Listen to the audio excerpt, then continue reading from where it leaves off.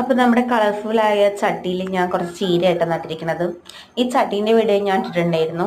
നിലമ്പൂരിൽ നിന്ന്, അവിടുത്തെ മുനിസിപ്പാലിറ്റിയിൽ നിന്ന് കിട്ടിയതാണിത്. 10 എണ്ണം 1000 രൂപ. നമ്മളവിടെ 1000 രൂപ അടച്ചു കഴിഞ്ഞാൽ നമുക്ക് 10 ചട്ടി, അതിലുള്ള ചകിരിച്ചോറ്, വളം, പിന്നെ അതുപോലെ പച്ചക്കറി തൈ അങ്ങനെ കിട്ടും. അപ്പം ഞാൻ അതിൽ ചീരത്തൈകളാണ് നട്ടിരിക്കുന്നത്.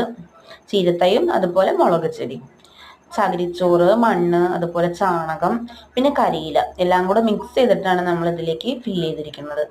പിന്നെ ഇടയ്ക്ക് ഈ ദോശമാവിൻ്റെ നമ്മൾ ദോശയൊക്കെ ഉണ്ടാക്കുന്നതിൻ്റെ മാവിന്ന് കുറച്ചെടുത്തിട്ട് അതിൻ്റെ അടിയൊക്കെ എടുത്തിട്ട് കുറച്ച് തളിച്ചു കൊടുക്കും ഇലയ്ക്കൊക്കെ.